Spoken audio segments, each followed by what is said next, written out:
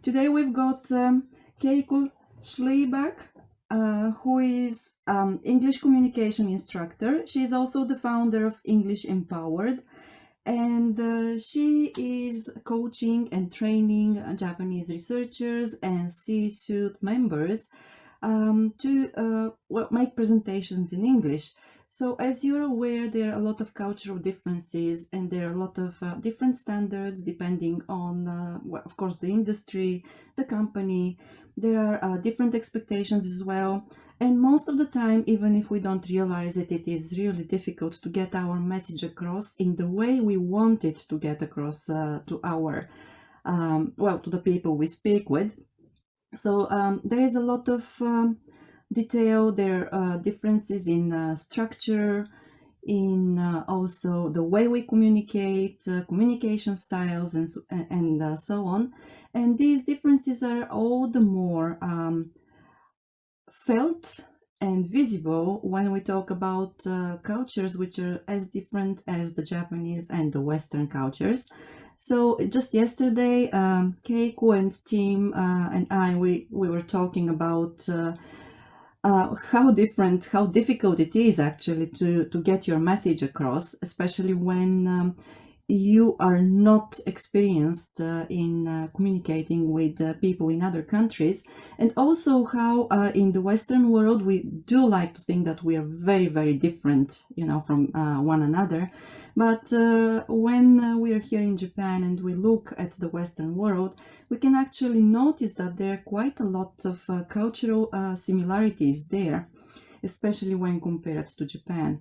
And I'm also aware that many people wouldn't like to say or to single out Japan as the most unique country. It certainly is not the most unique, but there are a lot of unique features about it, about its business culture, corporate culture, and also communication styles. So we have come here today with Keiko, of course, who is, once again, she's an English communication instructor, but she's got a long experience, let's say so, in, actually observing and bridging the gap between the communication styles and the presentation styles of Japanese researchers and C-suite members and American companies. So Keiko, thank you very much for coming once again.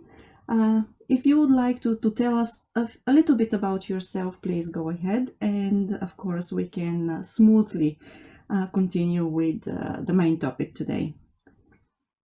Sure. Thank you so much, Maya-san, for having me here. I'm very excited to be here. I'm tuning in from Cambridge, Massachusetts. So as Maya-san mentioned, I'm an English communication coach. I mostly teach presentation skills to Japanese researchers and startups. And just to give you a quick background of mine, I'm originally from Saitama. So I'm Junjapa in ICU terms. I grew up in Japan and I learned English as a foreign language. And I went to ICU, just like Tim. And so I've worked with a lot of brilliant Japanese researchers. So I've worked with some business professionals, but most of my target clients are researchers or startups. So, their research is super cool and they're also very nice and wonderful people, right? But you've probably experienced this too, but when you watch their presentations, these, great things kind of get lost, right? Their ideas sound not very clear and it's kind of hard to follow their logic and they look too marginal, like serious and not very friendly. And that's a big problem because the Japanese researchers, they go to international conferences and present their research. So if the audience doesn't understand what the research is about or why it matters to them, then, we won't really get to benefit from the research. Or Japanese startups, they have to do all these meetings with, can you hear me? Yes. Okay, it's a poor connection. Where was I? So yeah, when startups, they do meetings with investors and partners overseas, right? And if they can earn their trust because they don't look trustworthy, then how are they going to get the funding for their research? So for many Japanese professionals, learning effective presentation skills is really, really important, right? So that's why I launched English Empowered to help them improve their presentation skills. So today, I think I can speak from the perspective of someone who's been working with Japanese people to kind of modify their Japanese presentation style so they can appeal to an international audience, and also as a Japanese native who's had to kind of overcome and learn to shift my own presentation styles. Right. So, what are some of the main differences which you noticed first when you actually began coaching your customers? So, one of the big things that I work on with my clients is logic. So how we think is very different from culture to culture, right? So that means how we understand information is different. So everyone in the audience might remember this from your cross-culture communication 101, but do you remember the illustrations of different rhetorical patterns by Kaplan? I guess Tim does. Tim. Yeah, of course, Tim. You're the expert. It rings a bell, but that's going back with the cobwebs in my brain. I'm trying to recall all that. Right. So, English is a direct, straight line, right? Yes. Japanese and other Asian languages are spiral, right? So they wait until the very end to reveal their point. So what this means is English speakers expect to hear the main idea first, versus Japanese people, they start with the background, right? Yes. So the problem is the English-speaking audience might wonder, what is he or she talking about, or why are they talking about this, right? They don't realize the Japanese speaker is just going around the spiral, and they will eventually get to the main point. Right, at the end of the day, let's say, or at the end of the presentation, and even at the end of the sentence, we've got the Japanese sentences built in the same way. So exactly, yes, exactly. You have to wait until the end to really know what the other person is trying to say. Right. Keiko, that's such a great point, and I've actually written articles on this before and posted them on LinkedIn. And the way I phrased it was Japanese presentation style seems to be inductive. You start with the specifics and build to your point, versus the way many of us were taught in the West to be deductive. You start with the general point, then you drill down with the specifics, and then you circle back around with your conclusion. And I think that's a very, it applies to back when I was in manufacturing and I would be asked to translate something. I wasn't very, experienced at the time. So I would translate it in a linear way. I would look at the first sentence, translate it the second sentence, but then I soon realized I had no idea where they were going with it. And I learned later that a more effective way would be to read the entire document first to get a feel for the flow. And oftentimes the last sentence in a paragraph would be what I would call the topic sentence. So I had to learn to shuffle things around.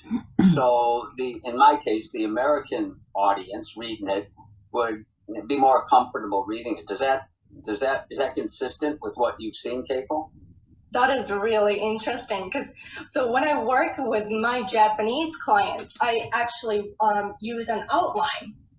And the first question I ask them is, so what is your key message? What is the most important message in your speech? And start from there.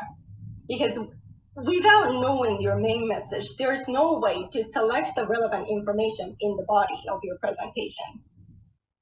So you have to work from the main message or the topic sentence in your words.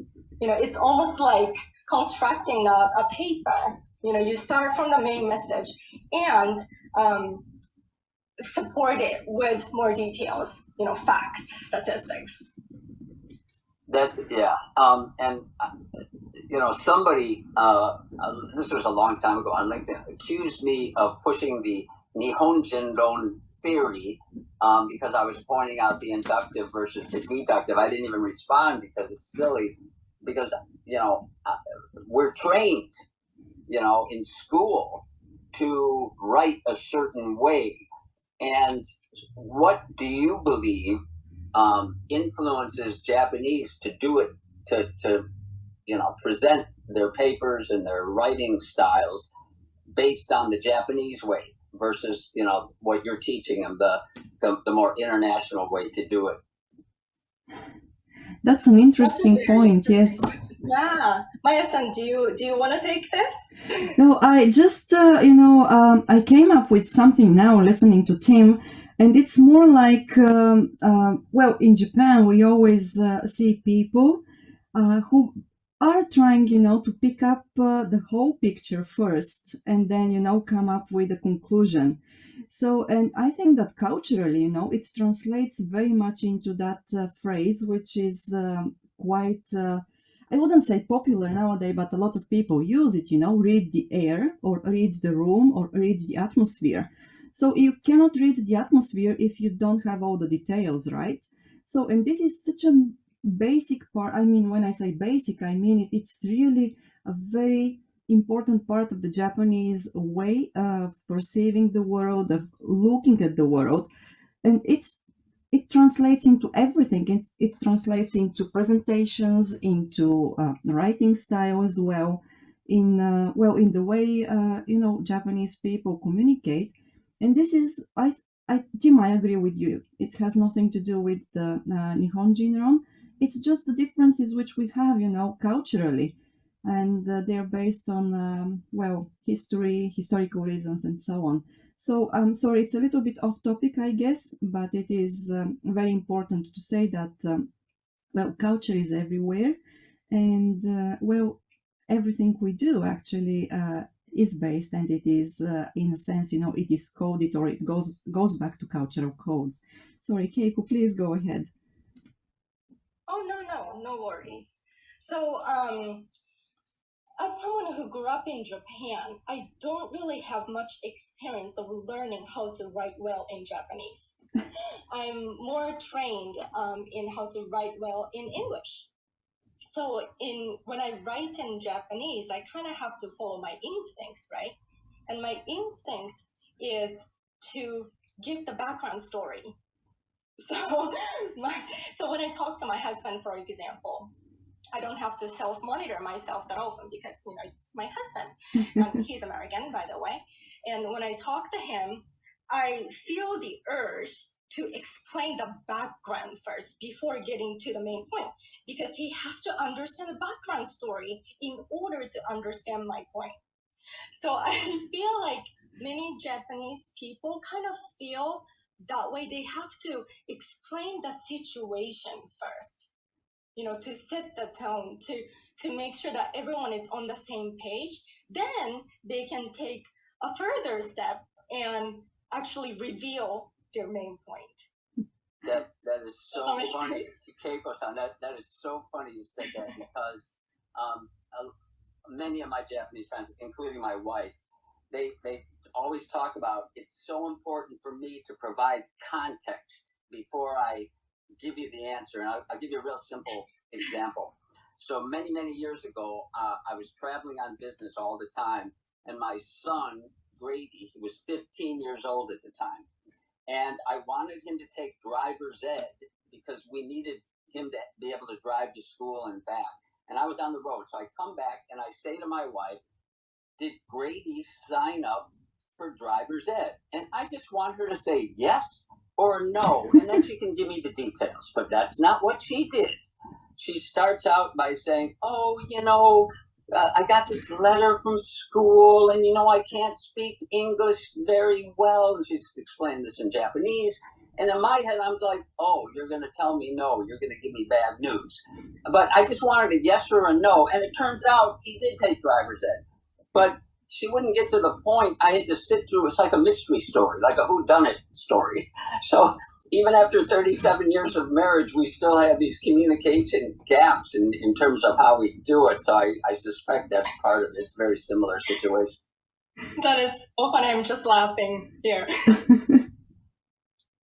That's exactly what I'm talking about.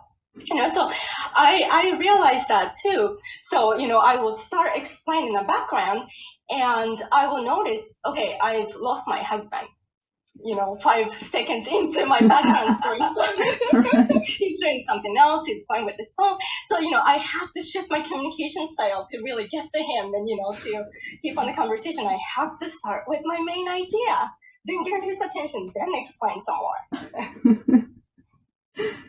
Right. And Tim, it actually, sorry to interrupt you. No, that's okay. It's I remember something which you mentioned the other day when we were talking about the topic, that basically the Japanese presentation style does not follow the linear presentation style of the Western, let's say, Western companies and Western people, right? So it's more, let's say, deeply structured, and well, indeed, it gives the background there, but also it's not linear. So more complicated, more complex at the same time. So I just remembered you saying that, which is interesting too. I mean, yeah, in everyday life as well. I was going to say the complaints I used to get the most from my Japanese colleagues about American presentations was, as Maya said, it's linear, which means 3 to 5 points per slide, and then you walk through the presentation in a linear way.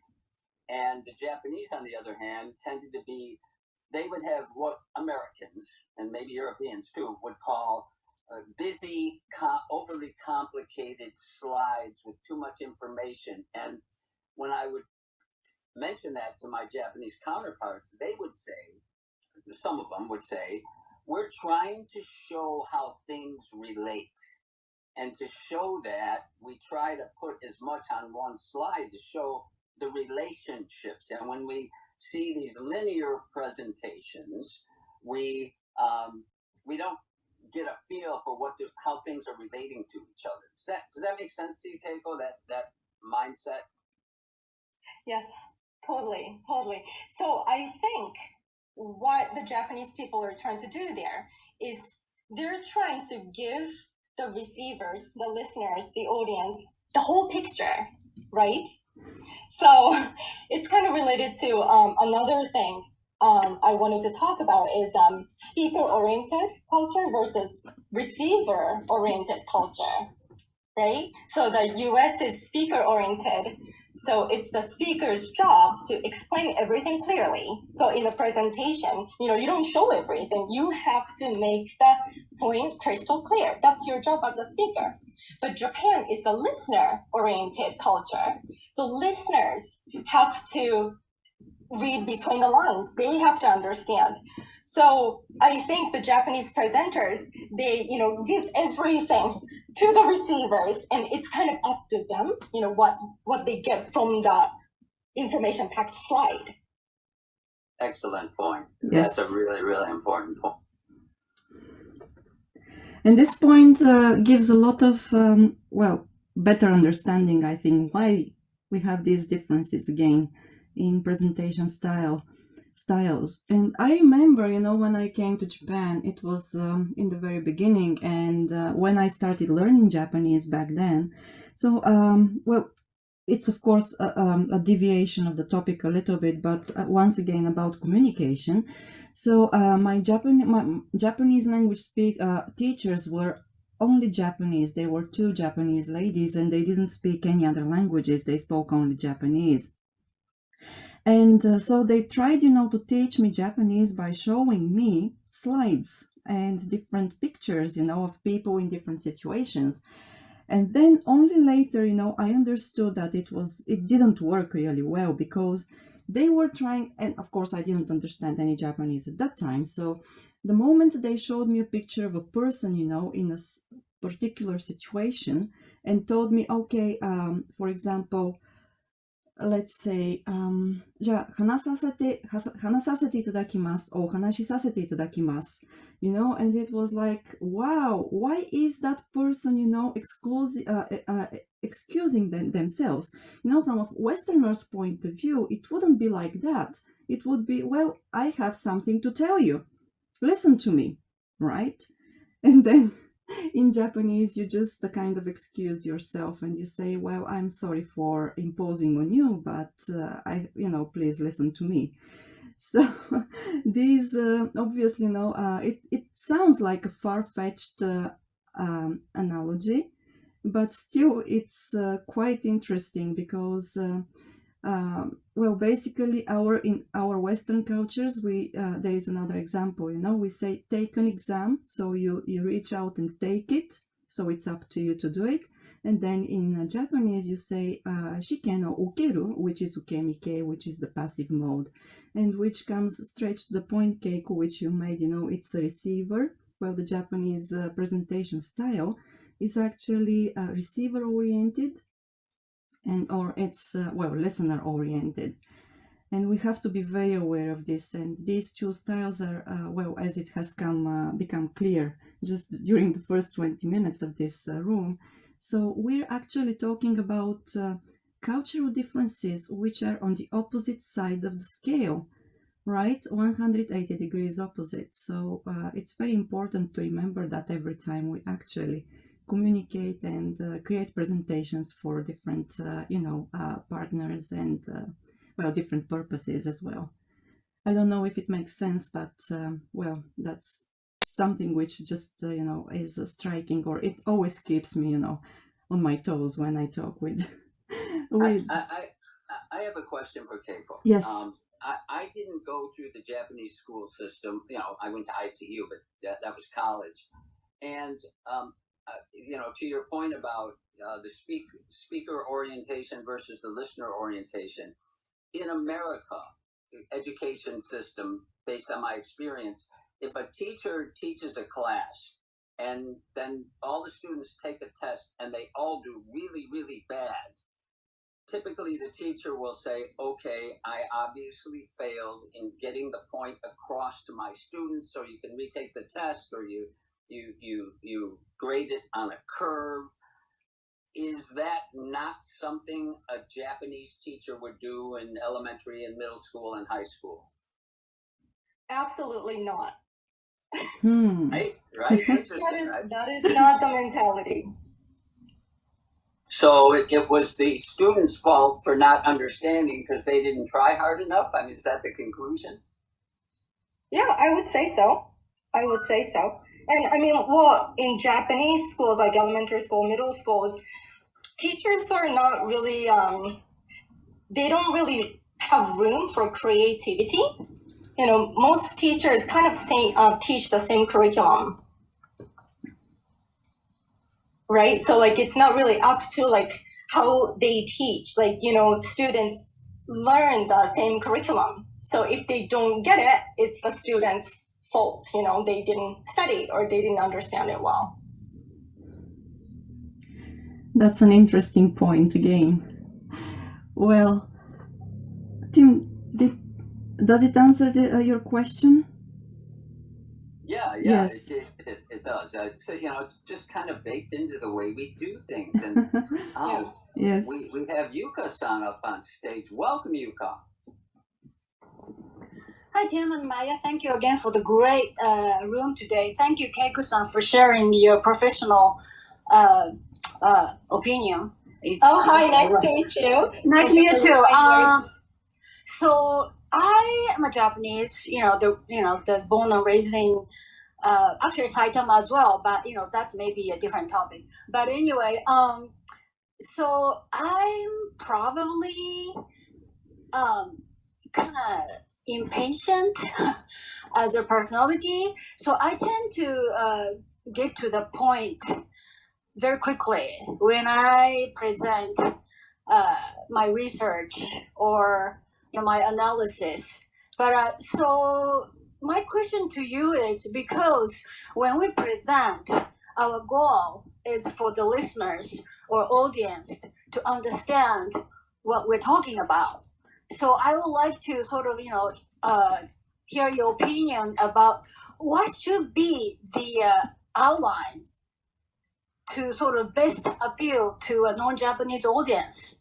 So for example, so you said Japanese tend to start with the background. So are you suggesting, let's say, I get to the point first and then sort of add background later? So do you have any like example? So let's say I listen to the company presentations a lot, that they usually start with how they started, and then what is their target market, and what is their the product. So you're saying they should just get to the product and explain the background later on. So what is your recommended structure? Thank you. Thank you, Yuka-san. That's a great question. So the standard structure varies depending on the field, right? So if you're a researcher, you use a different format for your research presentation, or if you're given a business presentation in your company, that's different. If you're startups given a pitch, that's also a different presentation. Different format. But what I was trying to say is when they try to present their idea, they don't really say it at the beginning. So I will give you an example. So one of my clients, he is working to improve evacuation centers in Japan during disasters, right? So he was explaining that, and he was, telling me they need to do something about it. And in a part of his presentation, he would explain, okay, so there are this many elderly people in the city, and they spend this much time in the bathroom. So when I heard all this, story, I'm like, okay, so why is he telling me this? And at the end of the background story, he finally said, therefore, the capacity of evacuation centers must be reduced. So when he said that, I finally understood. Okay, so he was giving me this story. Okay, so this is how many people who go to the evacuation centers, and this is how long it takes. So it's physically impossible to accommodate this many people. That was his point. So they need to reduce the capacity. Right? So the order of showing the information was reversed. Does that make sense? Yeah, yes, it does. And thank you again. That's a great example. Yeah, okay. So like you said, it's really depend on the type, and the industry, or maybe that you are in, and so that may dictate a type of presentation and maybe the structure and outline. Okay. Got it. Thank you so much. That was again a great example. Because my mind, I don't work in abstract. My simple mind always crave for, okay, so what kind of example I should ask her about. So it was a great example. Thanks. You're welcome. So your audience is lucky to have you. They will have a easy time understanding your logic. I hope so. Okay. Thanks. Thank you, Yuka-san. And Keiko, I think you would agree, though, that you made I think a really important point, that it depends on the industry, right? And it depends on the audience, and that's kind of goes back to, are you the listener-oriented type, or are you the speaker, push-it-out-oriented type? I think in some situations, probably not scientific, but in some situations, sometimes it helps to have an interesting anecdote or a short story at the beginning to draw your audience in, and then you jump to your point. Would you agree with that, depending on the audience? Definitely. And in any presentation, now people talk about how storytelling is important, right? Instead of just jumping into your main point, you want to develop a story. You start with, why you got into the field, or, what kind of problem that's happening that you're trying to solve. You start with something that will grab the listener's attention. So in that way, I think it's totally okay. And I mean, you have to give some kind of background before you jump into your point, if that makes sense. Yeah, I'm so glad you said that, because Maya hears this from me all the time. But when I do my seminars, it's all about stories. And, my background is cultural anthropology, and I feel there's too much of an emphasis on, models and abstractions, to kind of to Yuka's point. And so I always tell stories that illustrate that abstract point, because stories bring things alive, and it breathes life into it. And the human brain is structured to absorb stories and to remember them, versus just giving them a list of do's and don'ts of what you shouldn't do. You tell them a story about somebody doing something effectively and somebody not doing something effectively, and then you make that point. But again, it's not a scientific presentation that I'm making. So for my audience, it works. And my goal is to engage and teach, and if I can, entertain them, make them laugh at the same time, and still make my point. So, context is everything, right? That is a great point. You really need to understand your audience. And I think it's important to understand your audience's expectation, because if there is a format, if there is a standard format to follow in that particular field, and if you don't follow it, that kind of jumps out and that kind of distracts the listeners. So I think if there is a standard, it's important to follow that. Like, the pitch presentation, you have to start with a problem and a solution and, team and, stuff like that. Very good. Hey, we would invite anyone in the audience to come up on stage. I got a couple secret back channel, or actually I got a back channel comment that I thought was great. I don't want to put anybody on the spot, but if that particular person would like to raise his or her hand and come up on stage, I think it would be a great contribution. If not, I understand. But please feel free to come up on stage and contribute. I can see we have a lot of expertise in the audience.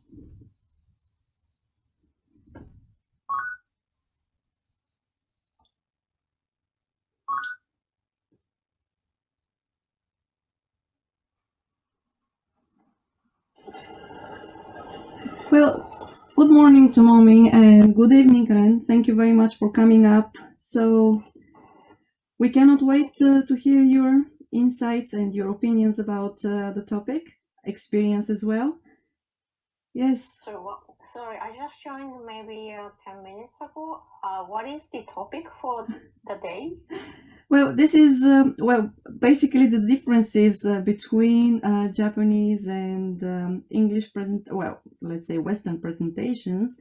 And also, what are the main points, of, how can Japanese researchers and also business people adjust their presentation styles so that they communicate well with their Western partners? I see. So if it's that specific, like it's targeted for the researchers and business persons to do presentation effectively to the Western audience, correct? Because personally, I don't think there's anything wrong about Japanese way of presenting things. As Keiko-san mentioned earlier, that it totally depends on the situation, the occasion, and then the topic and the industry and sector and who your audience is. So, I think as a regular Japanese, I tend to think that we are sort of not inferior, but we have, as if we have always something to learn from the West. I don't think so. I think the Japanese way of expressing things and presenting things might be unique, but it might be sort of sometimes hard to understand from someone from outside of the culture or the customs. but there's no superior or inferior or good or bad. But if we are just talking about the presentation for the researchers and business persons for the Western audience, I think there are ways to get to the audience in some ways that Western people are more used to it. So I think Keiko-san and Yuko-san said it like to start with the conclusion or some main point, and then followed by some explanation, backstories, evidence, something convincing.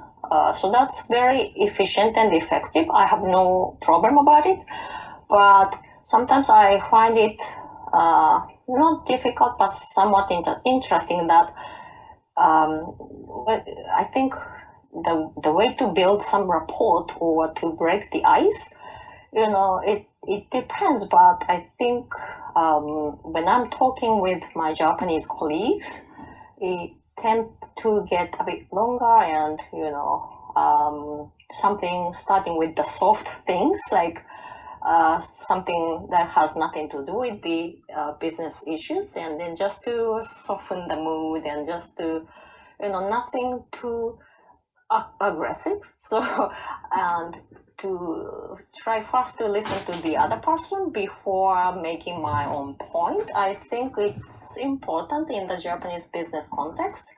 It's just the way it is. So I think it's just a difference, and then each side has its own beauty and merit. So, but for the researchers, I think I thought they have been trained to sort of build some logical presentation, and start with the hypothesis or the get to the conclusion, and then with the supporting evidence. So I'm not sure if Japanese researchers are that different, because they are used to write papers, and there are some structures which is very logical. So thank you. That's my contribution. Can I say something? Yes, please. Okay, yes, please go ahead. Okay.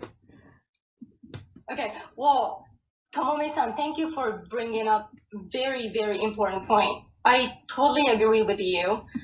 It's not that, one communication style is inferior to the others, right? I totally agree that there's beauty in the Japanese way of communication.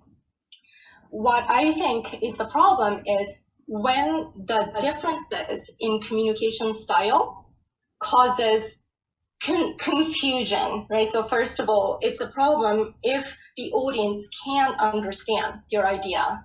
And worse is the cultural differences cause misunderstanding. So they might think because the Japanese presenter doesn't follow the same organization pattern, they're not logical thinker. They're not very organized. They can't really answer the question well. I think that's when the problem happens. But this is really important, so I'm really glad you brought it up. So what I believe is we all need to learn the effective communication styles in the target culture, right? And that's what we do. We travel to a foreign country and we learn a little bit of their language or culture or what's appropriate. And when we do business with foreign partners, we learn the business etiquettes or manners in that culture. So that's just, what we do to be effective and successful. So it's the same thing in presentations. When we present to people outside our culture, it's our responsibility as the presenter to learn what's effective and practice those effective presentation skills, right? And that way we can get our message across better and, build better relationships. But at the same time, I strongly believe both sides can help each other. Not just the presenter, but I think the audience can help too.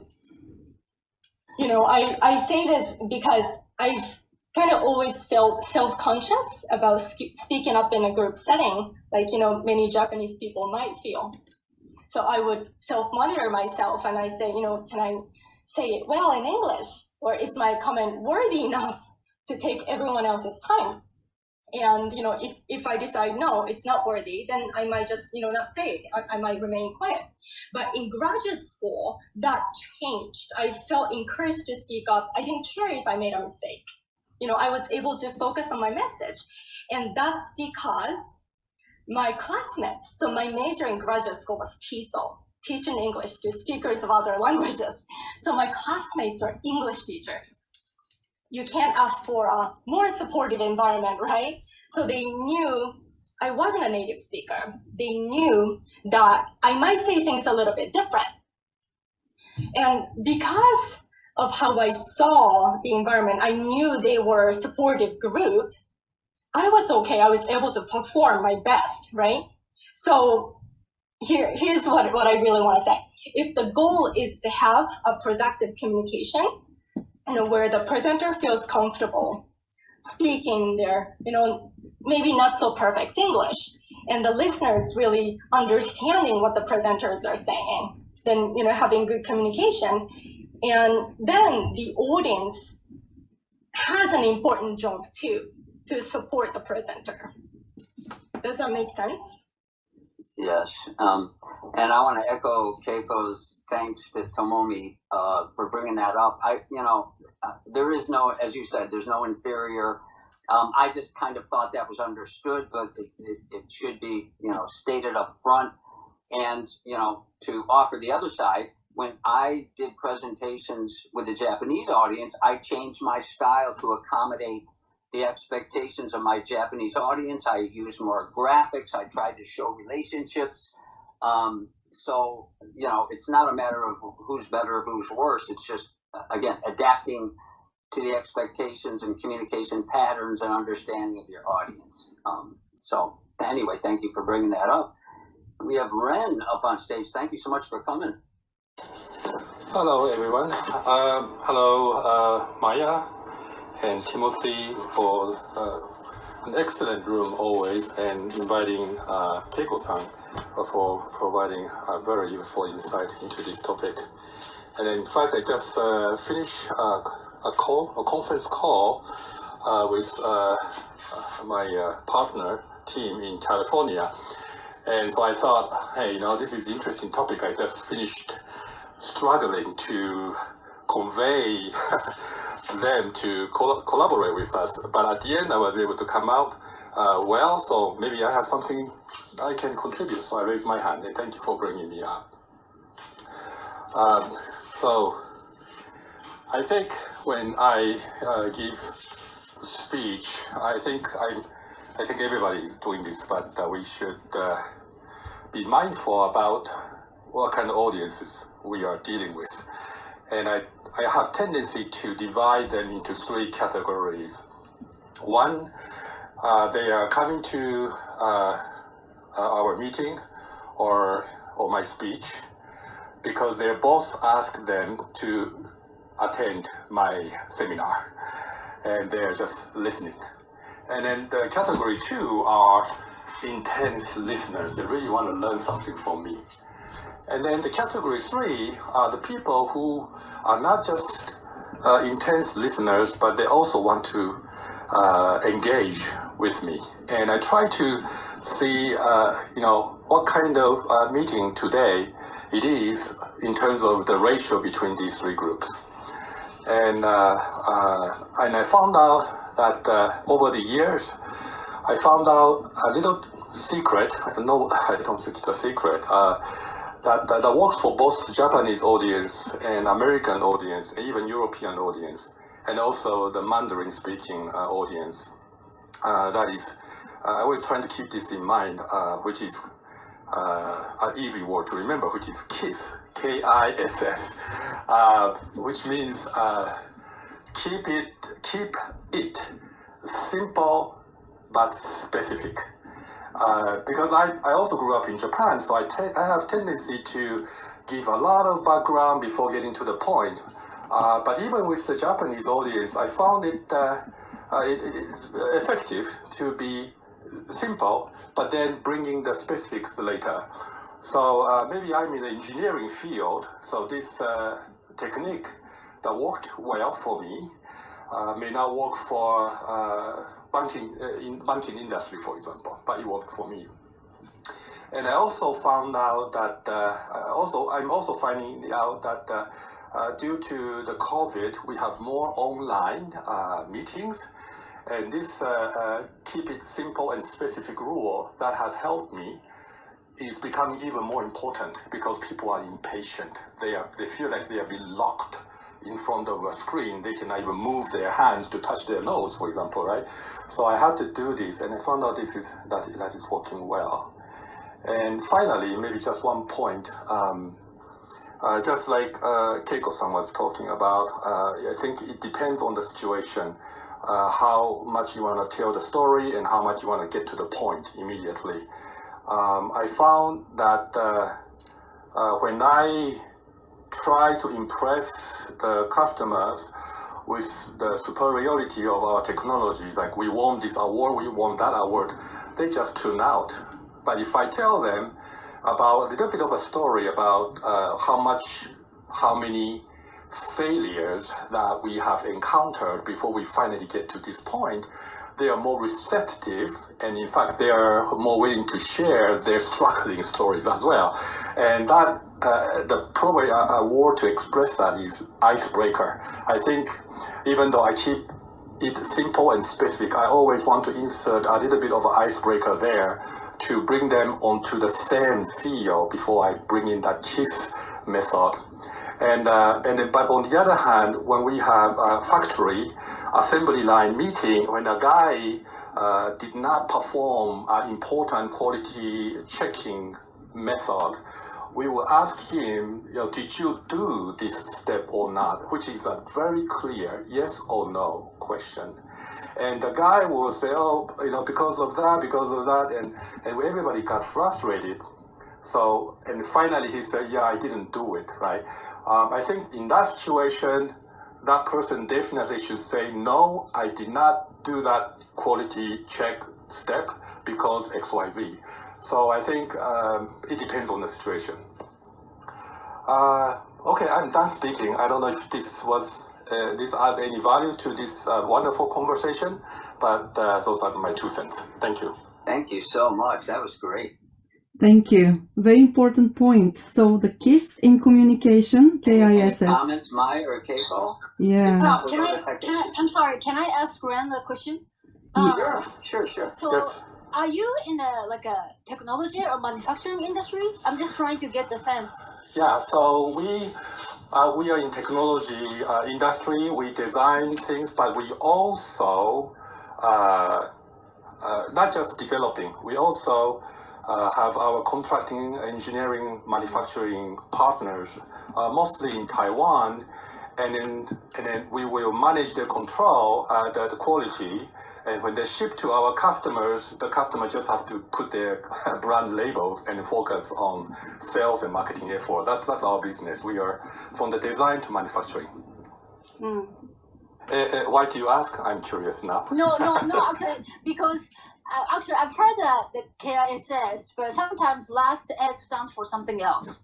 But anyway, so I thought, okay, so yeah, so KISS principle. I thought, okay, so maybe this really applies to all kinds of industries. That's why I was kind of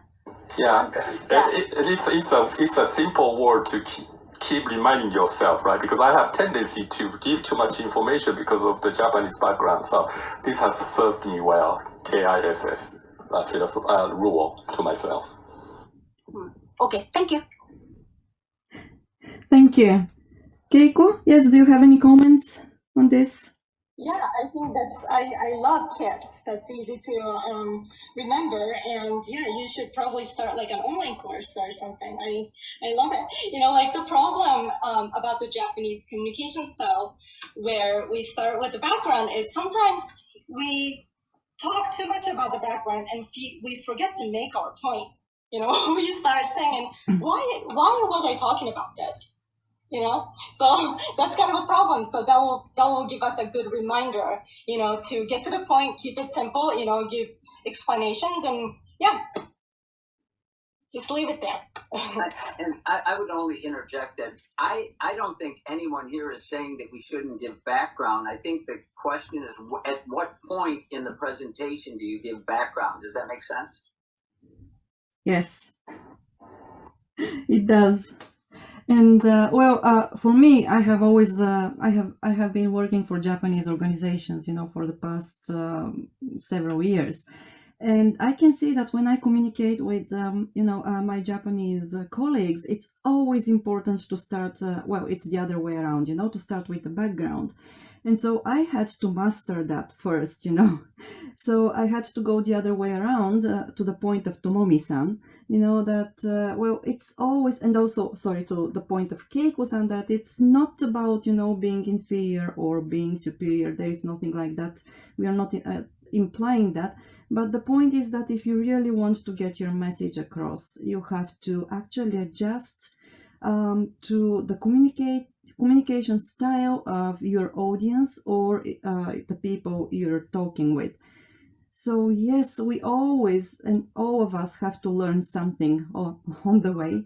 And so depending on when you actually give, the explanation, the background, I think the styles differ.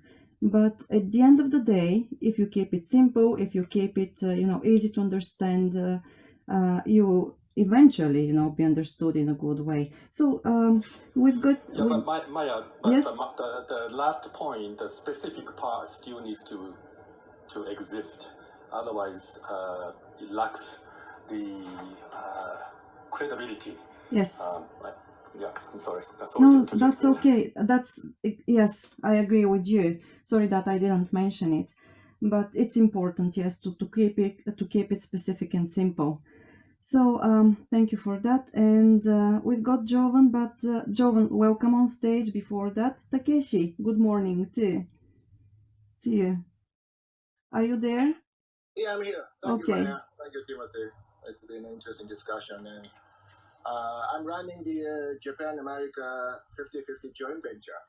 So this is always the interesting topic, how we present, depending on the who your audience is. And I think you guys talked about it. I joined the session 20 minutes into the hour. So, but I think it's all about the high context versus low context culture. Context, as you know, in Japanese, bunmyaku. So Japanese people really wants to know the background, context before get to the point. So as you familiar with the Japanese QC circle or quality improvement activity, they always start with the background, what happened, these few pages, which is always annoying for me, before you get to the solution and conclusion. Versus when I joined the American company GE over 10, 15 years ago, I was one of the in charge of feedback to the presentation. And I said, overall Japan team did a good job, good pace of presentation with context. While my colleague who joined the GE from McKinsey, he said, this is not good at all. Good presentation is the second page after the cover page is the conclusion. Now, if Jack Welch is good with the conclusion and that's a presentation over, then we can save 10 minutes, 15 minutes productivity. Then if CEO wants to know more about the background, then you put a little more background on the page 3. If they know more about the data, then you put a little more data on the page 4. That's how presentation should be structured. So page 2 always start with the conclusion after the cover page. So that's how different it is. So nowadays, I have opportunity to speak to the my Japanese side of the shareholders meeting. Then, but I always put the conclusion on my second page, which is I'm the only one presenting conclusion on second page with my Japanese colleagues for Sexy Chemical. Other guys always start with the conclusion, which is different. So I think this is a totally difference in the culture. But nowadays, I think the CQ, I mean, IC or CQ, cultural conscience is a very important things on top of the IQ and EQ. So Google and Starbucks all pay more attention on the CQ. So I think it's very important. It's not good or bad, but understanding the difference in the high context and low context culture. Yes, Yeah, indeed. yeah. I have a question to Takeshi because you touched on a point that has been floating around in my head. So we're all talking about adapting your presentation to your audience, right? So if it's a Japanese audience, you have kind of, if you understand their expectation, you have kind of a clear path to structuring your presentation. And if it's a Western audience, you have a different clear path. But the one thing I often struggled with, and I think, Takeshi, you may be in the situation, is when you have a mixed audience, there's this tightrope you have to walk to appeal to and communicate with a mixed audience with different expectations. Do you ever struggle with that, or do you have a method that you've come up with? That's a good question. Well, I think it's still depending on the who knows the Japanese audience or mixed audience. Now, if the mixed audience, more like external customers, then who you want to sell your story to, your external customers are mainly Japanese. Then I will use the Japanese or the technique that a Japanese audience can better understanding or better acceptance.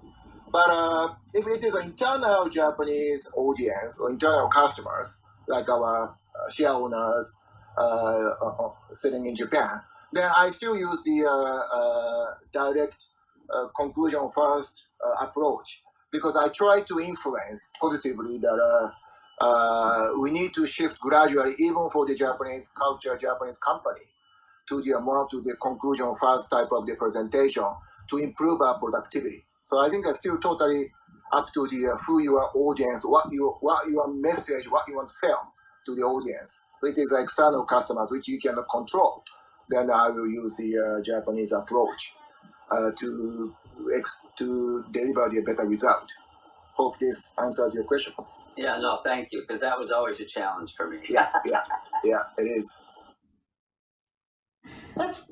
Can I ask you a question as well? Sure. So it made me wonder. So we have been talking about, the cultural differences and how we should adjust our own presentation style to match the target culture, right? But how are the Japanese people taking it when you present in a more Western style? Do you think more Japanese people are actually finding it easier to understand the point that way? Like, is the Western way actually becoming more of like an international, global, universal organization? That's a great question. I think they see me not as a conventional Japanese speaker because of my background. So if I am an internal sexy chemical leader, they may have an emotional pushback. But since they know me coming from outside, so they rather take my feedback, take my style more positively. And I'm always trying to say, I'm different because I strongly believe starting with the conclusion is beneficial for both for the audience and both for myself, get the point clear. So they understand. But they understand because I'm an outsider. If I'm an insider, I think that's different. So this is also typically cultural behavior for Japanese people. If you have grown up in the same culture, 同じ釜の飯を食べる, using the same rice from the same rice cooker, you have to follow the same rule. But fortunately, I'm an outsider in a sense, so they have a better understanding. By the way, I posted a matrix for the indirect, direct feedback versus high context and low context culture by national flag. If you click on my SNS link that I attached, then that will show the better understanding. Japan is a far right bottom indirect and high context, and Netherlands, for example, is a far left and the top direct and low context. It's on my Instagram page. If you click on my Instagram link. Thank you. Thank you for that. Well, everybody who is interested in that, and I'm sure that there is a lot of information which can be useful for you if you work in international business settings, please follow Takeshi's Instagram account, and well, you can also contact him, and talk with him about that. So, and Jovan, thank you for coming up. Good morning again. Hey, good morning. Thank you so much, Maria and Timothy, for the invitation. I just happen to be very lucky to have been presenting and attending different business startup related pitches in Silicon Valley, here in Japan, and also because also my background in academia and universities like the University of Tokyo or Stanford University. So I come originally as an academic, so I've been very aware of the high context value of trying to explain as much as possible what you want to transmit in a scientific way. But when it comes to Silicon Valley style pitch of communication and presentation, I found fascinating to this minimalistic way and go right away to connect emotionally to the people, to your audience. So as somebody was saying before, like you tell the story, and as I have understood in the different presentations I've made, and also many that I have heard in Silicon Valley, this connection, emotional connection of what you communicate of your experience is very important to capture the audience, and the audience can follow so much faster and so much better once they are captured and mostly connected in an emotional level. A story like, for instance, like this happened to me and I suffered this and I was affected by that and I struggled with this. And when people connect in this way, this is the Silicon Valley, my appreciation of the Silicon Valley way for very effective pitch presentations. The investors or the audience get so connected, and I think it's a very valuable way of presenting. And I have seen also, not just in the context of the startups, but also in different ways, connecting in a different types of presentation, not just for startups, connecting in the emotional way as soon as possible to click with the audience, and the audience, you can come with them and you can take them to go hand by hand with them in the story that you want to tell, and what you want to sell or what you want to transmit is so much more appreciated and more fast transmitted in this way. So, well, those were the 2 cents, my experience in settings, specifically in Silicon Valley and specifically in academia here in Tokyo. And yeah, well, this was Giovanna. Thank you so much. Thank you. Thank you. Well, Jovan, yes, it kind of doubles on the points which Ren and Takeshi made. Well, because Ren mentioned about using icebreakers, and also Takeshi was talking about the emotional. Well, he was talking actually about emotional intelligence, but it also a kind of implies that you need to establish, emotional connection with your audiences as well. So yeah, thank you very much for those points. They're fascinating. So Keiko and Tim, do you have any, or anybody on stage, if you have any comments on this, please go ahead. I just want to say, I know that we're up against time, right? That this was scheduled till 9, but this was such a really interesting discussion. We might be able to continue it in the future. I want to thank Keiko, and I would like Keiko to let everybody know how they can get to your YouTube channel and any other, links, LinkedIn connection, whatever, just so they can see what you're actually doing, because you're doing great stuff. Thank you so much, Tim-san and Maya-san and Jovan. That was a really good point about making connection with the audience. That should really be the primary goal for any sort of presentation event or communication event, right? To make connection with your audience and build positive relationships for the future. So thank you so much. So I have a YouTube channel where I introduce some useful English phrases that Japanese researchers and business professionals can just memorize and use. So these I call mama phrases, but these are basically fixed expressions. And native speakers use a lot of fixed expressions to have a conversation. So by learning more fixed phrases, you can build your fluency and you can sound professional and respectful. So yeah, if you can find me on LinkedIn, I post my videos there, and I post some interesting, inspiring articles and videos, so I can start discussion with people. So if you can find me on LinkedIn, that'll be great. I'll be happy to connect. But thank you so much for having me today. I had a great time. Thank you, Keiko. So for everybody who is here, please give Keiko a follow either here or on LinkedIn or both, and follow her YouTube channel so that, well, you can, well, extract more value, not only from this conversation, but, well, actually extend the value of the conversation further. So thank you very much indeed, everybody. Yes, I definitely hope that we can continue this conversation in the future and well, dive deeper actually. And for the moment, yes, the room was scheduled for 1 hour. We're 7 minutes past that. So I thank you very much again for everybody who was here, who joined, who listened through the room. If you have any questions, please let us know. You can contact either me or Keiko or Tim Sullivan here on Clubhouse or on LinkedIn. And of course, we will be here once again next week on Thursday. Thank you very much again. Have a great day and see you again.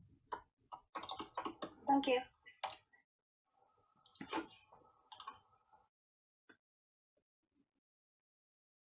Well, I'm closing the room now, and have a great day again. Okay. Thank you, Maya-san. Thank you. Have a great day. You too.